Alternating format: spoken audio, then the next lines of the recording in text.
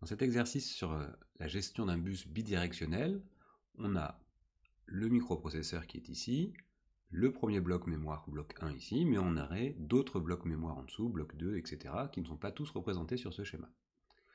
À l'intérieur de notre microprocesseur, eh bien, on a des buffer tree state qui permettent IE, donc l'input entry, donc l'entrée dans le composant, OE, output entry, donc la sortie du composant, qui vont être actifs niveau bas. Donc si j'ai un 0 ici, ben, je vais envoyer quelque chose dans cette direction, d'accord? Vous voyez le triangle, ça veut dire que l'information, elle est lue ici. Donc par exemple ici j'ai un 0 qui va être, si le composant est actif, envoyé par ici, pour faire à ce moment-là une écriture à l'intérieur d'un des blocs. Ce composant-là, pareil, l'information elle arrive ici, et puis si j'ai un 0, donc le bloc est activé, ben je vais pouvoir faire transiter l'information et il y aura une lecture de l'information. Et ce bus de données, eh bien, il est bidirectionnel. L'information, elle peut sortir comme elle peut rentrer dans le microprocesseur. Elle sort quand on va écrire dans un bloc mémoire, et elle entre quand on va lire une information d'un des blocs mémoire. Donc ce bus de données, il est bidirectionnel. Le processeur peut lire et écrire des données dans le bloc 1 en fonction du signal de contrôle qu'on a activé. Si on écrit write, si W bar est à 0, ça veut dire que W est à 1, on va écrire write. Donc à ce moment-là, il faudra que l'information parte du processeur et qu'elle rentre dans le bloc. Si on lit, read, donc si R bar est à 0, ça veut dire R est à 1, mais on va lire l'information, donc elle va partir comme ça et elle va aller dans le microprocesseur. Et ça à condition que ce bloc-là soit actif. Que CS1 bar, chip select et actif niveau bas soit à 0, donc CS1 à 1. Donc on va voir comment on peut donner les équations logiques de ces CS bar, R bar pour les signaux IE bloc 1, OE bloc 1, IE MUP. Donc sachant que les buffer tree state connectent leur bus de données au bus de données du processeur sur un signal de contrôle de valeur logique 0, donner en fonction de CS bar, R bar, W bar les expressions de ces différents signaux-là. Donc là on va faire un joli tableau qu'on va compléter en fonction de ce que l'on souhaite faire. Donc le tableau que vous allez recopier c'est le suivant. On met ici 3 colonnes, W bar, R bar, CS1 bar, et on met toutes les valeurs possibles. Donc, premier cas, j'ai mis que des zéros pour dire que je sélectionne ce bloc-là. Une fois que j'ai sélectionné ce bloc, j'ai deux choses que je peux faire. Si W bar est à 0, c'est-à-dire que W est à 1, donc je fais write, j'écris. Si R bar est à 1, ça veut dire que R est à 0, donc je ne lis pas. Et ainsi de suite. Donc là, on a les 4 états possibles. 0, 1, 1, 0, 1, 1, 0, 0. Donc ça, c'était dans la condition où le bloc était activé. Deuxième cas de figure, si le bloc n'est pas activé, bien pareil, je mets les 4 possibilités 0, 1, 1, 0, 1, 1, 0, 0. Maintenant, on va compléter les valeurs qui sont ici. Alors dans le premier cas, donc je vais vous compléter le tableau, je vais vous expliquer cette ligne-là. Donc le bloc 1 est activé. W bar est à 0, donc W est à 1. Donc on va faire write. Donc si je veux faire write, je veux écrire. Comment doit transiter l'information? Si je veux écrire dans le bloc 1, eh bien, lui doit être actif, lui ne doit pas être actif, d'accord? On a bien compris que je voulais écrire, donc l'information doit partir de là, et elle va rentrer ici. Donc pour qu'elle rentre, ben, lui doit être actif, mais lui ne doit pas l'être. Donc pour que lui soit actif, il faut qu'à l'intérieur ici j'ai un 0, donc ça veut dire que IE bloc 1 est à 1. D'accord? C'est bien ce qu'on a ici. Et l'autre, il doit être à 0. Parce que sinon, si lui était actif aussi, ben j'aurais l'information qui sortirait ici de ce buffer. Et si en même temps j'ai de l'information qui rentre, ben là j'aurai un conflit de bus. Donc pour que celui-là soit actif, il faut que celui-là ne le soit pas. Donc il faut que ici je mette bien à 0 l'output entry du bloc 1. On rappelle ce qu'on veut faire. On veut faire W bar à 0, donc W à 1, on veut faire write, on veut écrire. Donc si on veut écrire, il faut que l'information elle sorte ici et qu'elle ne rentre pas ici. Donc il faut que celui-là soit actif et que celui-là ne le soit pas. Donc, pour que celui-là soit actif, il faut qu'ici j'ai un 0, donc il faut que OEMUP soit à 1. Donc je prends OEMUP, donc output entry du microprocesseur à 1. Mais je ne veux pas que l'information elle rentre dans le microprocesseur, donc je mets un 0. Donc j'espère que vous avez bien compris cette ligne, parce que les suivantes, ça va être le même principe de raisonnement. Je vous explique la deuxième ligne. Je veux faire quoi dans ce cas-là? Eh bien, j'ai W bar à 1, donc ça veut dire que je ne veux pas écrire, parce que W est à 0. Write, non, je n'écris pas. R bar est à 0, donc R est à 1, donc ça veut dire que je veux lire, et le bloc est activé. Donc si je veux lire, alors quand on veut lire de l'information, mais il faut que l'information elle sorte d'ici, et qu'elle rentre dans le microprocesseur. Donc lui ne doit pas être activé, et lui ne doit pas être activé, mais les deux autres doivent être actifs. Donc OE bloc 1, à l'intérieur on doit avoir un 0. Donc si à l'intérieur on doit avoir un 0, il faut que OE bloc 1 soit à 1. Donc OE bloc 1 est à 1. Pareil, si je mets OE bloc 1 à 1, il ne faut pas que l'information puisse rentrer dans IE bloc 1. D'accord? Si ici c'est actif, il ne faut pas que ici ce soit actif aussi, sinon ben, l'information elle va rester à l'intérieur de la mémoire. C'est pas ça le but du jeu de la lecture. L'information elle part de la mémoire et elle va dans le microprocesseur. Donc lui, je le désactive. Donc IE bloc 1, à l'intérieur ici je dois avoir 1 pour pas qu'il soit actif, donc là-haut il doit être à 0. IE bloc 1 est à 0. Je rappelle ce que je suis en train de faire. R bar est à 0, donc R est à 1, je suis en train de read, de lire. Donc si je lis, eh bien, il faut que l'information ici, elle transite suivant ce bus-là, elle rentre ici à l'intérieur. Donc ici, il faut que j'ai un 0, donc IE mup doit être à 1. Et ici, il faut que j'ai un 1, donc OE mup doit être à 0. Donc c'est ce que j'ai mis ici, 1 et 0. Hop là.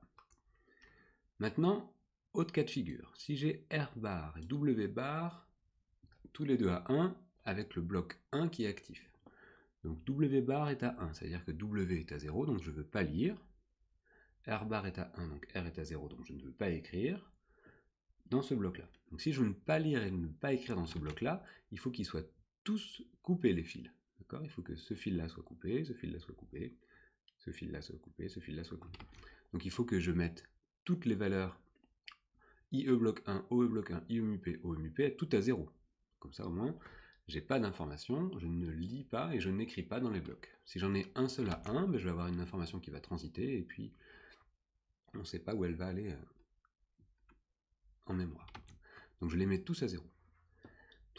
Dernier cas de figure, pardon, W bar est à 0, donc je veux faire de l'écriture, write. R bar est à 0, donc je veux faire de la lecture en même temps, donc je veux faire et de l'écriture et de la lecture. Donc ça c'est pas possible. Sur un bus, même s'il est bidirectionnel, je ne peux pas avoir en même temps de l'information qui circule dans un sens et dans l'autre. Je ne peux pas lire et écrire en même temps. Donc c'est pas une situation possible, donc je mets que cette situation-là est impossible. Donc je mets impossible pour toutes les valeurs des blocs. Maintenant, deuxième cas de figure, c'est si je ne sélectionne pas le CS1. Donc je prends cette colonne-là, je prends CS1 bar est à 1. Donc c'est-à-dire que le bloc 1 n'est pas actif. Mais pour autant, je peux vouloir lire ou écrire dans une autre partie de la mémoire. C'est pas parce que le bloc n'est pas actif que je ne peux pas faire la lecture ou de l'écriture. Le processeur, lui, il peut toujours lire ou toujours écrire dans d'autres blocs mémoire. Donc premier cas de figure, pardon, W bar est à 0, donc là je vais W à 1, write, donc je vais écrire. Donc si j'écris, eh bien c'est que j'ai mis OE mup à 1, puisque j'ai l'information qui va sortir du processeur. Elle ne peut pas re-rentrer dans le processeur, donc je mets IE mup à 0. Et je mets ces deux-là à 0 parce que je ne veux pas que les informations aillent dans ce bloc 1 qui n'est pas actif. Donc IE bloc 1 et OE bloc 1, je les mets tous les deux à 0. Par contre, j'ai bien 0, 1 ici. Pareil pour le deuxième cas de figure, là je veux lire, read est à 1, parce que R bar est à 0, donc R est à 1. Donc je mets des 0 pour IE bloc 1 et OE bloc 1, ce sera pareil dans le troisième cas. Et ici, l'information read, elle est réalisée si input entry de mup est à 1. D'accord, si je lis, ben, il faut que l'entrée soit à 1, mais l'output entry, donc OE, elle est à 0.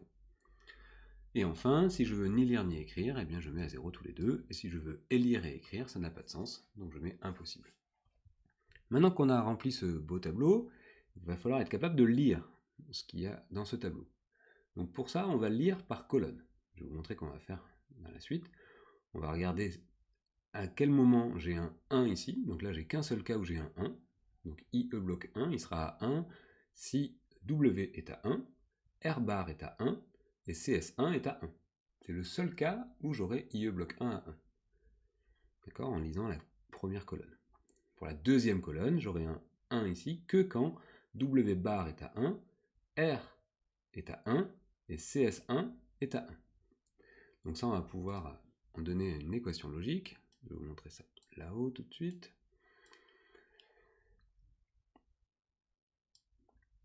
Donc première ligne, CS1 bar est à 0, donc le bloc 1 est actif. Comme W bar égale 0, R bar est à 1, on veut écrire. Ça, j'ai expliqué. Du coup, IE bloc 1 et OMUP valent 1, actif niveau bas, donc on a ça. Maintenant, ce que je vais expliquer, c'est cette partie-là, c'est comment on fait pour, à partir de notre tableau, en déduire les équations logiques de IE bloc 1, IE MUP, et on a pareil pour OE bloc 1 et OE MUP. Donc IE bloc 1, il vaut 1 quand on a dit W était à 1, R bar à 1 et CS1 à 1. Je vous remontre cette partie-là.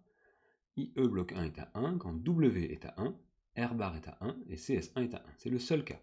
Donc lui, il aura un 1 que quand on aura fait un et entre W et R bar et CS1. D'accord, c'est cette équation-là. W et R bar et CS1. Donc là, j'ai des et. On pourrait donner l'équation avec un ou, et quand je fais quand je fais le complémentaire de celui-là, ben, j'aurai des ou. Si je fais le complémentaire de IE bloc 1, donc IE bloc 1 bar, ce sera un ou entre W bar, ou R, ou CS1 bar. On préférera avec un et, je pense que c'est plus clair de comprendre ça qu'avec un ou. Donc avec un et, ça veut dire que lui est à 1 que si les trois sont à 1. C'est l'avantage du et. Le et de plusieurs éléments vaut 1 que s'ils valent tous 1. S'il y a un 0 au milieu, bah ça fera 0. Alors pour IE MUP, donc là on va regarder une autre colonne. IE MUP, c'est cette colonne-là. Là on a deux cas. Soit on a W bar à 1, R à 1, CS1 à 1, donc W bar et R et CS1, ou, donc là on met un plus, W bar et R et CS1 bar. Alors on va écrire là, IE MUP, c'est W bar et R et CS1. D'accord? Parce que si on a bar, bar, ça ne change rien, ça s'annule. Donc si on a, pour que IE MUP soit égal à 1, on a deux cas, W bar et R et CS1, ou W bar et R et CS1 bar. Donc là on peut factoriser, parce qu'on a W bar et R dans les deux cas, donc on factorise par W bar et R, et CS1 ou CS1 bar, ben ça vaut toujours 1. Soit c'est lui qui vaut 1 et lui vaut 0, soit c'est lui qui vaut 0 et lui 1. Donc en tout cas, ça fera toujours 1. Ok, CS1 ou CS1 bar, ça fera toujours 1. C'est pas très compliqué à comprendre, mais il faut le comprendre pour comprendre cette simplification. Donc ça veut dire que IE MUP sera égal à W bar et R. Ce qui veut dire actif pour lire, mais pas pour écrire. Donc IE MUP, input entry, donc input c'est l'entrée, donc c'est l'entrée du microprocesseur, il vaudra 1 si W bar est à 1 et R est à 1. Okay, donc R est à 1, ça veut dire qu'on lit, W bar est à 1, ça veut dire qu'on n'écrit pas, W est à 0. On pourrait le voir avec son complémentaire, IE MUP bar, et là on aurait un OU de W ou R bar. On va faire pareil avec les deux autres colonnes qui restent. Donc cette colonne-là, IE bloc 1, on voit que c'est à 1 quand on a W bar, R, CS1, donc W bar et R et CS1. Et la dernière, on aura W, R bar, CS1, ou W, R bar, CS1 bar. Donc là, on va faire pareil, on va factoriser, et puis on peut simplifier l'expression. Donc l'énoncé ici est terminé, on n'a pas besoin de représenter quoi que ce soit, mais si vous voulez une représentation logique de ça, les années précédentes on le faisait, mais là on va pas le faire, c'est pas très intéressant. On peut avoir ce schéma-là, que je vous laisse à titre d'exercice, pour pouvoir avoir le lien entre les CS bar, R bar et W bar, et le microprocesseur et chacun des blocs. Voilà, donc c'en est terminé pour cette correction. Place à la suivante.